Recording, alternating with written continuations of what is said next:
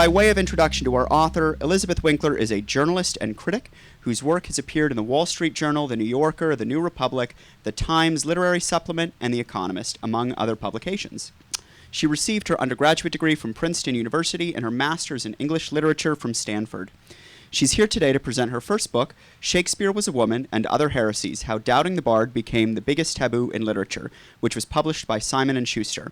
I'll say, just as sort of a sidebar, as a former actor and as someone who spent a lot of time studying Shakespeare before this, I was really excited to do this introduction and really excited to read this book, and I found it very compelling, and I hope you all will too. So let's give a warm welcome to Elizabeth Winkler.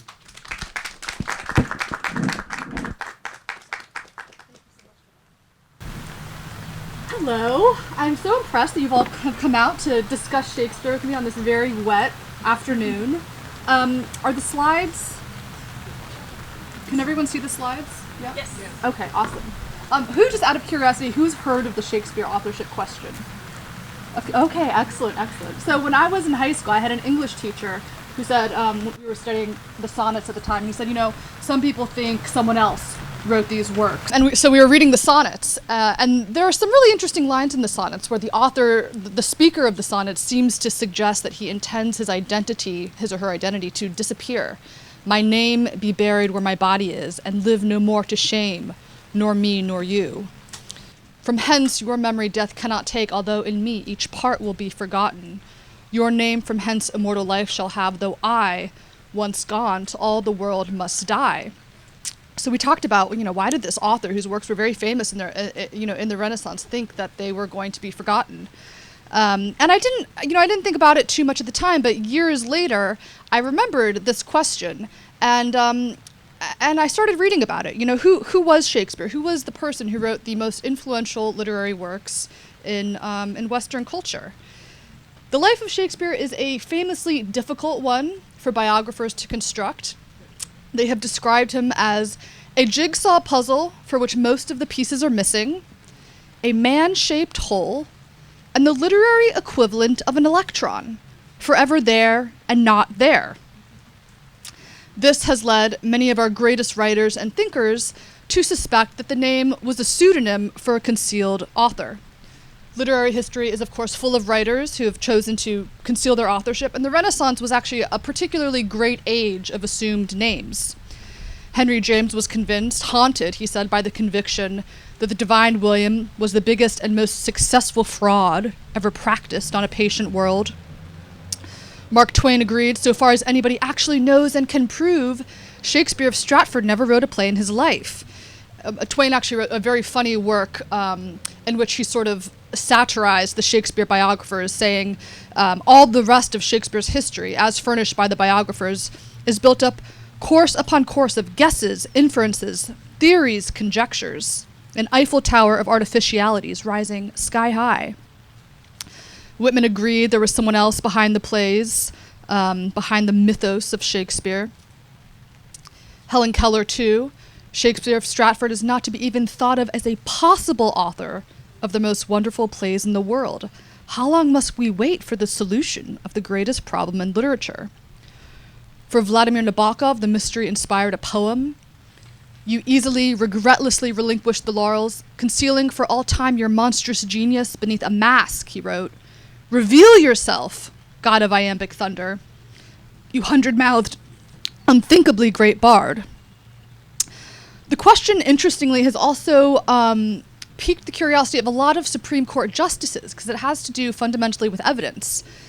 In 2009, the late Justice Stevens told the Wall Street Journal, I think the evidence that he was not the author is beyond a reasonable doubt. Sandra Day O'Connor agreed it might well have been someone other than our Stratford man. And in fact, it's one of the few topics that seems to have united justices from across the ideological spectrum. Not just Stevens and O'Connor, but also Harry Blackmun, Lewis Powell Jr., Antonin Scalia, and Ruth Bader Ginsburg all expressed doubts about Shakespeare. But the authorship question, the theory that Shakespeare might not have written the works published under his name, remains the most vexed, unspeakable subject in the history of English literature. Even the phrase Shakespeare authorship question often elicits contempt, eye-rolling, name-calling, mudslinging. If you raise it casually in a social setting, someone might chastise you as though you've uttered a deeply offensive profanity. Someone else might get up and leave the room. Tears may be shed. A whip may be produced. You will be punished because it is heresy to suggest that the God of English literature might be a false god. I've come to think of the authorship question as a kind of metaphor for the problem of history, of how we know what we think we know about the past. And it's also a metaphor for the problem of authority. Who has the authority to determine the truth about the past?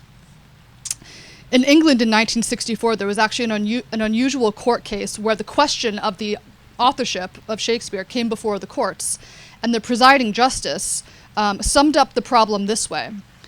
The evidence in favor of Shakespeare's authorship is quantitatively slight. There are a number of difficulties in the way of the traditional ascription, a number of known facts which are difficult to reconcile with William Shakespeare's authorship. So what did he mean by these difficulties? William, son of John Shakespeare, as you see the name spelled here, was born in 1564 in Stratford. This is his baptismal record. We don't know what kind of education he had. There is no record of any education. There's an assumption that he attended the local grammar school, which taught Latin grammar and arithmetic. But the works published under the name Shakespeare are dazzling in their erudition, steeped in the learning of Renaissance humanism and philosophy, classics, history, politics, law, French, Italian, Greek drama, knowledge of Italian cities and geography, the French court, music, theology, medicine, astronomy, and on and on. Scholars aren't quite sure how to explain it. Shakespeare's knowledge of classics and philosophy has always puzzled his biographers, said the scholar E.K. Chambers. A few years at the Stratford Grammar School do not explain it. The law in Shakespeare has sort of been what's convinced many lawyers and judges that there was someone else behind these plays because they show such advanced legal knowledge. Shakespeare shows the most complete mastery of the technical phrases, the jargon of the law. No dramatist of the time used legal phrases with Shakespeare's readiness and exactness. And he even sort of draws in the law in metaphor and simile, which is an unusual thing to do unless you've been deeply steeped in the law yourself. So there was a period when scholars were desperately searching the records in England to find some proof that Shakespeare had a legal education or legal training, and they could never turn anything up. One judge said, at every turn and point at which the author required a metaphor, his mind ever first turned to the law. He seems to have almost thought in legal phrases, but Shakespeare had no legal education. Shakespeare's knowledge of Italy has been the subject of vast scholarship, knowledge of Italian cities and customs and culture, and has sort of persuaded many Italian scholars that this author clearly knew Italy and traveled in the country. Many of the plays draw on sources in Italian and French that hadn't been translated into English. These are a few of them. The author was drawing on other myths and tales out there, but there's no evidence for how Shakespeare of Stratford learned these languages, which were not taught at the grammar school.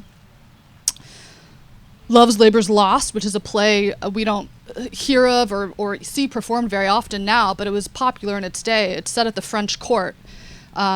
And one scholar confessed his bafflement to credit this amazing piece of virtuosity to a butcher boy who left school at 13, or even to one whose education was nothing more than what a grammar school and residence in a little provincial borough could provide, is to invite one either to believe in miracles or to disbelieve in the man from Stratford. So we don't have any evidence that he did those things. What do we know about him? He became a very successful businessman, a property investor, an actor, a shareholder in an acting company. He was fined for hoarding grain during a famine. He engaged in various petty lawsuits. We have quite a number of records about him. He didn't bother to educate his daughters. This is the mark, the signature of one of his daughters, Judith. You can see if I can use this little thing right here is her mark, the mark of Judith Shakespeare. Marks were what people made in the period if they couldn't write their names. This is quite confounding with Shakespeare. If you know the plays, the women of the plays are extremely intelligent. They're depicted composing sonnets, reading Ovid, writing letters. They're so witty in The Tempest. Prospero is so proud of the fact that he has educated Miranda. So it's been a sticking point for a lot of people. How could any writer let alone the greatest writer in the English language, be indifferent to the literacy of his children? When Shakespeare died in 1616, he left detailed instructions for the distribution of his assets, but mentioned no books, poems, or manuscripts in his will of any kind. At his death, only half of the plays had been published. Did he have no concern for their preservation? Why didn't he say anything about his poems? Several major narrative poems, 154 sonnets. His will bore no trace of literary interests, let alone a literary life. And why don't the plays and poems bear any connection to his life? The relationship between an artist's biography and his writing is always a difficult subject, concedes the historian Blair Warden, but there can be no other important writer since the invention of printing for whom we are unable to demonstrate any relationship at all. And at his death, the literary world was silent. This was an age of effusive eulogies, when writers were often mourned in poems and letters. When the playwright Francis Beaumont died just 7 weeks earlier, for example, he was honored for his service to the nation with a resting place among the poets at Westminster Abbey. But when Shakespeare died, silence. And the only record we have is this burial record in Stratford for Will Shaxper Gent. Now, by contrast, other writers of the period left behind lots of records testifying to their literary careers. They often left education records at Oxford or Cambridge, or the various legal inns of court where they studied law. They left records referring to writing, payment records showing that they were paid for writing, diaries or journal entries, manuscripts, and usually some kind of notice at their death that they had spent their lives as a writer. I would love to find a contemporary document that said William Shakespeare was the dramatist of Stratford-upon-Avon written during his lifetime, Professor Wells told Newsweek a few years ago. That would shut the buggers up. This is very frustrating for the scholars that they don't have this. The only surviving samples of his handwriting are these 6 signatures, all spelled differently. This caused great distress in Britain, so much so that in 1985, Her Majesty's Stationery Office decided to investigate the matter. And they published an official report. It is obvious at a glance that these signatures, with the exception of the last 2 on the will, are not the signatures of the same man, said Jane Cox, the keeper of records at the National Archives. Almost every letter is formed in a different way in each. Literate men in the 16th and 17th centuries developed personalized signatures, much as people do today, and it is unthinkable that Shakespeare did not. Here's by contrast, the signatures of other writers in the period, and you can see sort of the stylized literate signatures she's talking about compared to those we have for Shakespeare. So Cox raised the possibility that some of the signatures were not written by him, but by clerks who drew up the documents on which they appeared, thus the discrepancies. In an era of widespread illiteracy, this was a period when 3/5 of men and 4/5 of women couldn't write, proxy signatures by scribes were legal. The marked discrepancies between the signatures lend credence to the views of the most extreme anti-Stratfordians, those who doubt the authorship, she wrote.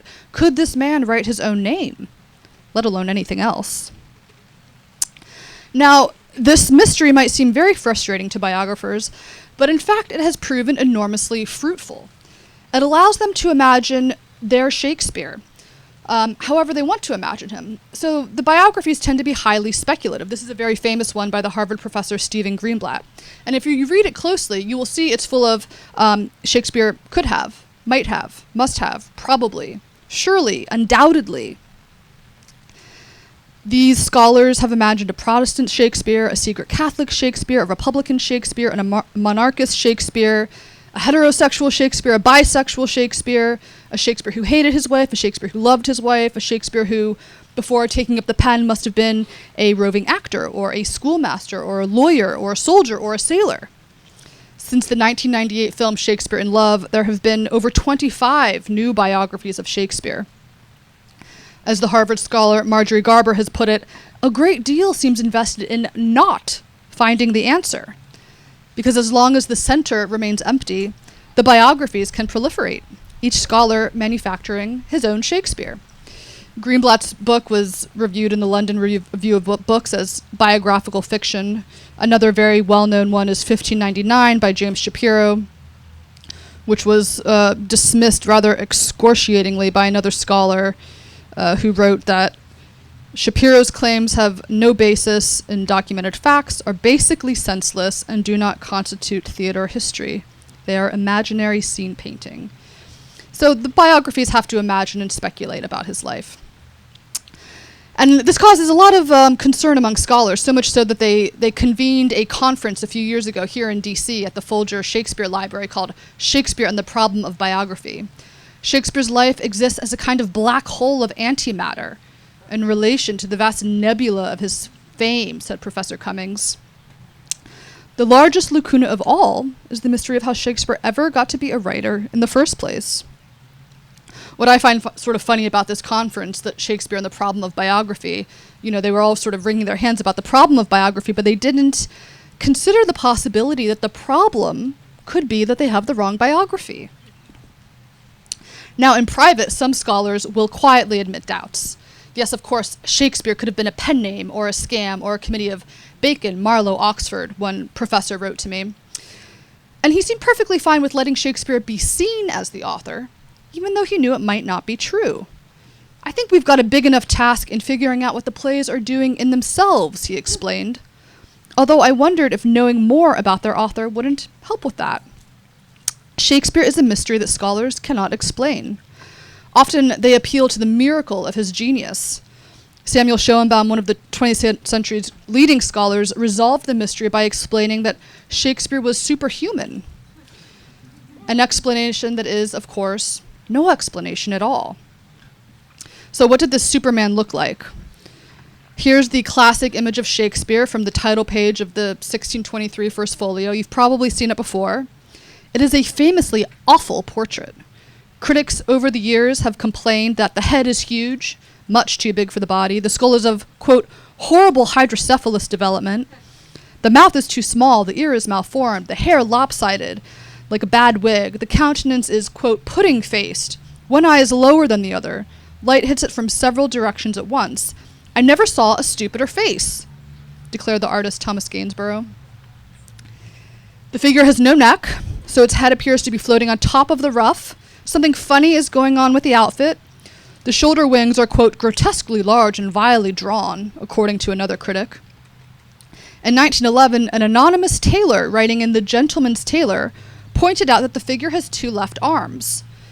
The doublet is so strangely illustrated that the right-hand side of the forepart is obviously the left-hand side of the back part, and so gives a harlequin appearance, he wrote.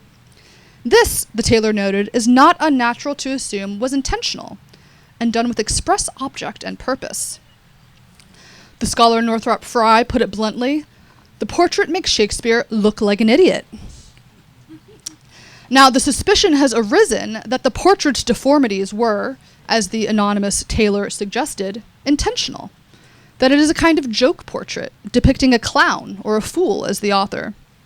Two left arms signal left-handed writing, which in ancient tradition is associated with deception. Writing with the left hand is to make some secret circumvention, to cunning-catch, deceive, or defame. Now, there were a lot of... this is a portrait of another writer, Sir Thomas Raleigh, and I just wanted to show it to you to compare with Shakespeare's portrait. You see he looks very proportional, dignified. There's a lot of emblems around him that sort of help locate who he is and identify him, including his coat of arms. So Shakespeare's portrait, by contrast, is really unusual. And there's nothing... I mean, his coat of arms isn't even on it, which is kind of weird. Anyway... There were lots of reasons in the Renaissance why a writer might choose to conceal their identity. These are a few known Renaissance pseudonyms. Women obviously have had a long history of hiding their identities. In the Renaissance, there was a kind of moral stigma for women to publish works. It was seen as a kind of prostitution, actually. There's a sonnet from the period in which a writer mocks a woman who powders a sonnet as she does her hair and then prostitutes them both to public air. To sell your words in the marketplace was seen as really unbecoming for a woman back then. There was no freedom of speech, so if you wanted to criticize the church or the monarchy, you might choose to write under a pseudonym. This writer, Democritus, actually explained in his work that he was using this name so that he would have a little more liberty of speech, as he put it. Martin Marprelate is a very well-known pseudonym for a writer who was critiquing the Church of England. And then there were also satirists who crafted these sort of humorous hyphenated pseudonyms: Simon Smelnave, Thomas Teltroth. Another reason that we often don't think about is that nobility were really not supposed to be associated with the theater and weren't supposed to be seen publishing sort of superficial works of literature. It was seen as being beneath their station to be sort of dirtying their fingers in the trade of ink and trying to make money by selling works. So one lord at the time said, "It is ridiculous for a lord to print verses. It's well enough for him to make them to please himself, but to make them public is foolish." So if you were an aristocrat, you might choose to use a pseudonym. And the other reason I think people often overlook is what Oscar Wilde says here. "A man is least himself when he talks in his own person. Give him a mask and he will tell you the truth." Which is to say that there's an enormous amount of creative freedom you have when no one knows who you are. No one knows who's the person behind these works. And we often think of Shakespeare as a kind of truth teller, and I wonder if his ability to be a truth teller had to do with his or her adoption of a pseudonym. In fact, there were rumors about this poet Shakespeare in the Renaissance.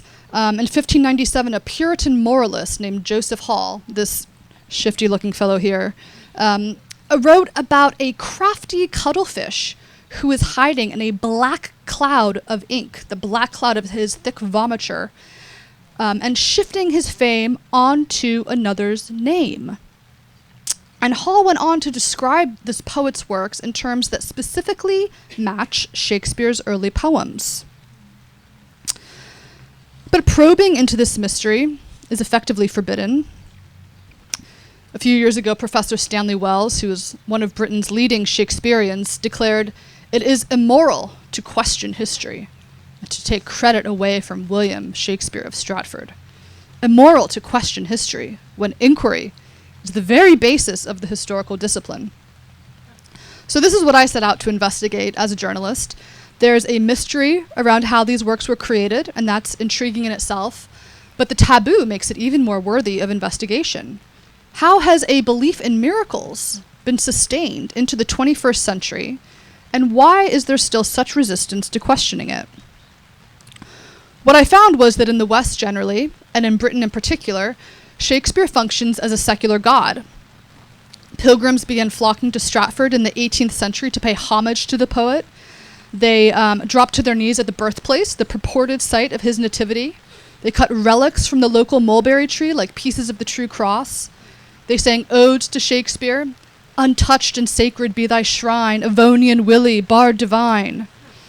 And this extreme veneration, which has been termed bardolatry, intensified in the 19th century, an era of empire, of expansive imperialism, when Shakespeare was really held up as a national icon, proof of Britain's cultural superiority and of its right to rule other lands, other people.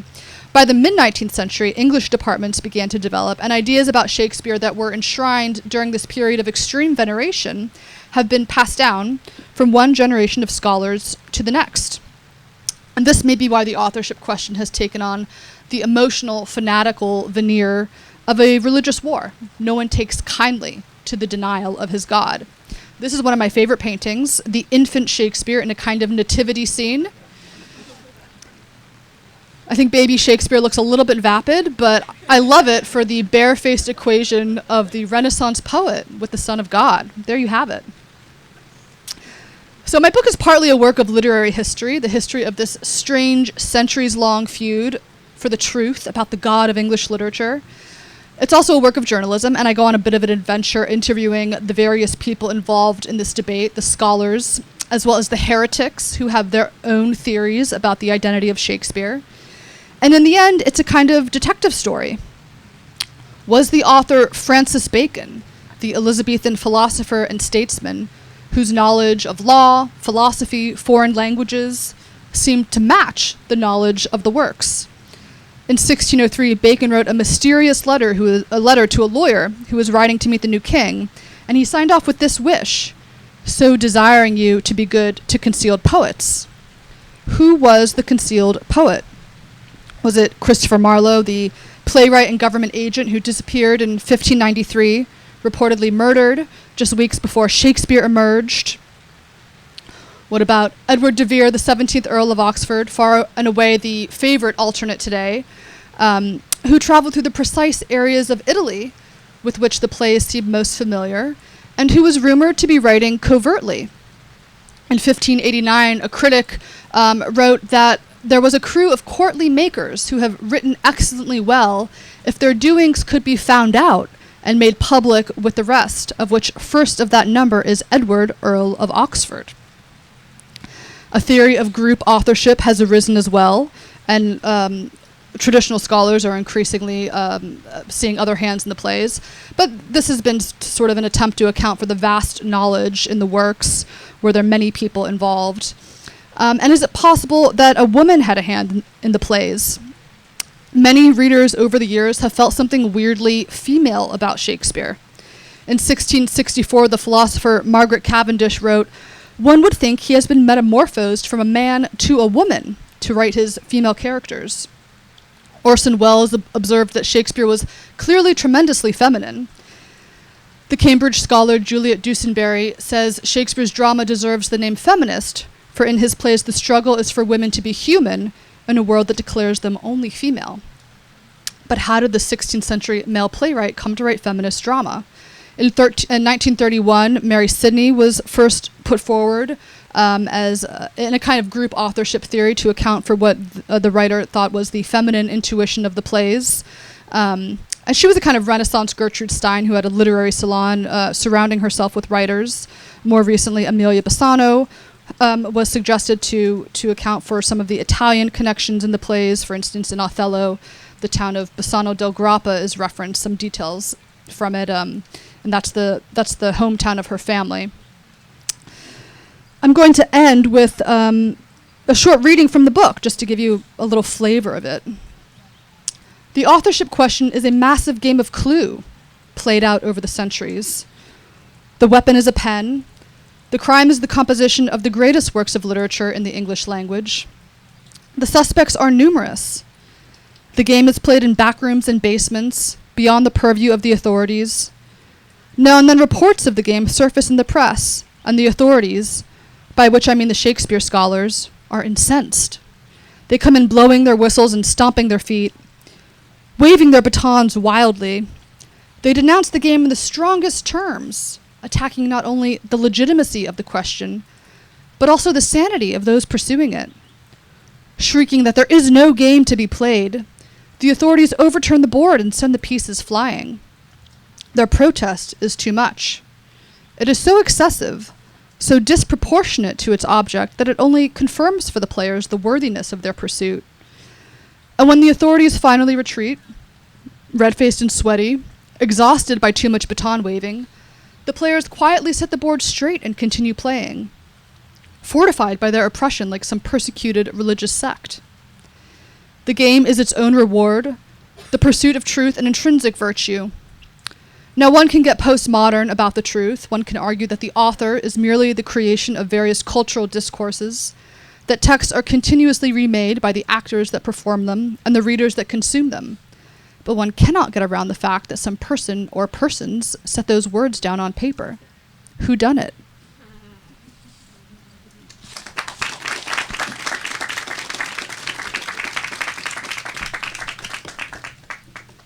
And I think we have time for questions. Do we have time? Yep. So what has been sort of the reaction? Because obviously you talked to a lot of scholars on both sides of this. Have there been some who have said to you, why are you even doing this? Have there been, like, what has been sort of the overall reaction to from people about this? It's a very polarizing subject, and you get very divergent reactions. Some people are fascinated by it, and they love the mystery, and they love the exploration of the question. And then others think you're completely mad and should probably be locked up. I'm still on the loose, so I guess I'm doing okay. But, you know, it really depends on who you speak with and their own. What I realized researching the subject was that people, if you talk to someone who loves Shakespeare, they have their own personal relationship to their idea of the author. Often people fell in love with the works, you know, in their early years. They had parents who took them to plays or an amazing teacher who introduced them to Shakespeare. And so they develop their idea of the author, and they become very emotionally attached to that. And it's a little bit like if you say something about Taylor Swift, Swifties will come after you. And it's the same thing really with Shakespeare. So some people feel fiercely protective of their concept of the author, and they don't really step back to examine what's going on emotionally and psychologically in their reactions, which is what I found so interesting. Where was I going with this? There's so many little angles to take. But there's a quote from the wonderful novelist Hilary Mantel. She gave a series of lectures about history and fiction, and she said, if you take away people's first version of history, and suggest an alternate history to them, she said they react as though you're taking away their childhoods. And that is often the reaction you get with people. And there's a kind of a knee-jerk dismissal of it as nonsense, conspiracy theory, whatever. But there are so many intellectuals, great writers and thinkers and historians and lawyers and judges who have looked at this and said, come on now. I don't think it can be dismissed out of hand like that. Sorry, go ahead. So it actually makes every kind of sense to me that people are upset about it, right? Because it connects to notions of power, both contemporary and historical. What is the greatest evidence that you found of an alternative author or a conglomeration of authors? What's the preponderance of evidence of one or Yeah, another? I mean, that's a tricky thing. So in the book, I go through the different theories as I interview people. And I didn't want to argue in the book for any one candidate myself. I really wanted the reader to grapple with the question on their own and sort of sift the evidence and also the problems and the questions and the gaps and without me telling them what to think. And because in the end, this whole topic sort of stands for the problem of how we construct the past and how you can construct different narratives about the past, depending on how you put pieces of historical evidence together. So, I mean, I do think there's a reason that the Earl of Oxford, Edward de Vere, the Earl of Oxford, who was just suggested, only proposed a century ago in 1920, he has become the favorite candidate, and he is the one favored, for instance, by the Supreme Court justices. And if you read my chapters on him, I think you'll see why. But, there's no smoking gun single piece of evidence. It's sort of cumulative. There's a lot in his life that turns up in the plays, which begins to look like someone who's writing about their life experiences in the plays. But I don't think, in the end, I actually don't think there's a simple answer because I think probably there was more than one person involved here. Yes? Is there any other author that has the same type of, that has the same kind of experience where you're really not sure that they're the author of the plays? Is it because of the time period that they weren't sure, or? Well, there's a lot of evidence that you can find about the lives of other writers of the period. People often say, oh, well, it must be just because it was so long ago. But actually, the Renaissance was a very well-documented age. It was a record-keeping society. You can find lots of records for other writers. So I don't think there's actually a writer who's equivalent to Shakespeare in terms of just Shakespeare's status and then the doubts and questions that circle around him. I mean, you can sort of point to Homer, and obviously there have been lots of classical scholars who've over the years pointed out that probably the Homeric works were not written by a single man named Homer, but were an oral tradition passed down, over the years and eventually recorded. But that's also so much farther back in time. You can't really compare to Shakespeare. Of course, in academia, there's always debates about the attribution of texts, and usually those debates are quite normal and no one gets hysterical about them. So the hysteria around Shakespeare is unusual. Go ahead. Yes. Go ahead. No? Are you surprised at your own relationship with Shakespeare's work? Should it have changed through your research, or do you more of it or less?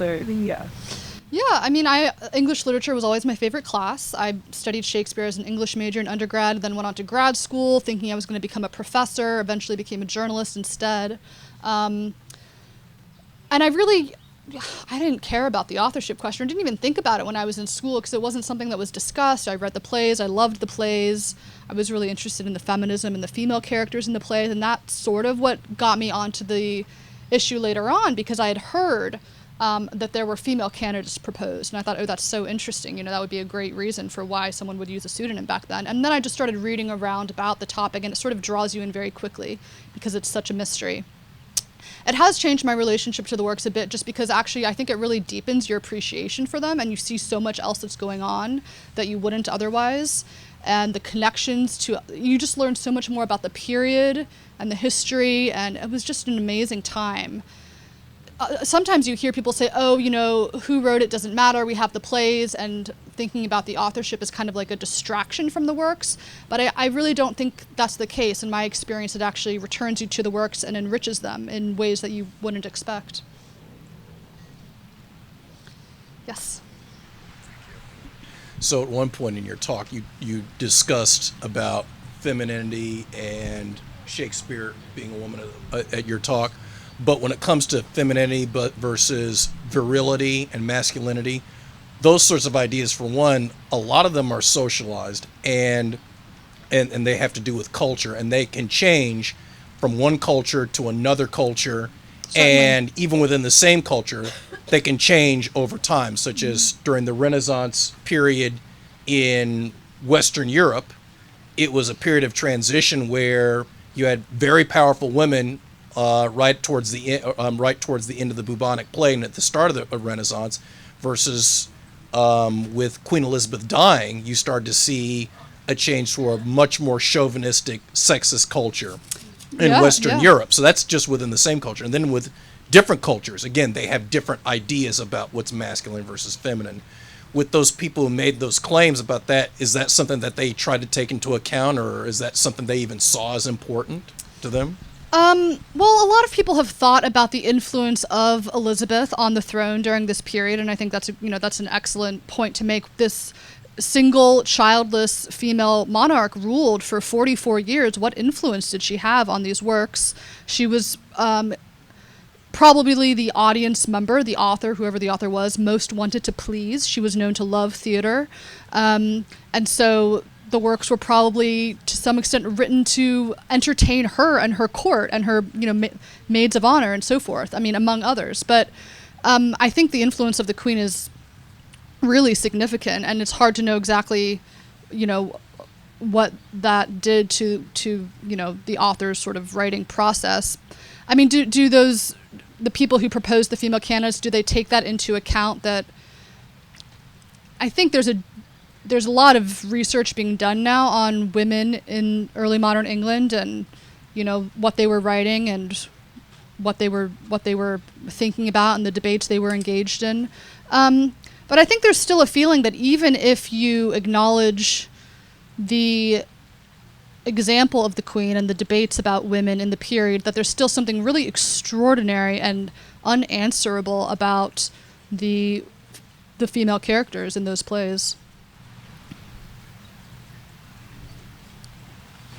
Are the diaries and notes and letters of Queen Elizabeth accessible, or have they been made public so that they can be examined? So that they can be examined for evidence of her observing the plays or having interactions with any of these possible writers? Yeah, she has a lot of her writings have been studied by scholars, some of her speeches. She was extraordinarily learned in some of her, she translated Tacitus in a manuscript that was just found in England a couple of years ago, things like that. So, and I don't know that she ever remarked specifically on Shakespeare, though, or on the plays. There's no record of that. But it's an interesting question. Are there any other questions while I'm running through the last? Yes. I think one of the stories that I found most interesting that you talked about was the debate on the Supreme Court that they had about, who was the author. And if I remember correctly, it was like a very narrow vote that Shakespeare was it, and then one of them recanted later. Two of them recanted later, yeah. Well, there was just, I think, it was back in the 80s, 1988 or so, where they had this big mock trial with 3 Supreme Court justices presiding. And it was set up as Shakespeare versus the Earl of Oxford, so the favorite candidate at the time. And the judges were really sort of torn about it. One was sort of a traditionalist, Stratfordian, and the others were really, really uncertain and struggled. And the debate was set up so that, I think it was something that the burden of proof was on the Oxfordian side to prove their case, which was quite a high bar to meet. And so they ruled in favor of Shakespeare, but saying that they were not certain and that they thought this needed to be examined more deeply. And then two of the judges went off and did a lot more reading and research and changed their minds. And I think actually more evidence has come out since then in the last 40 years. So it would be interesting to do a rematch.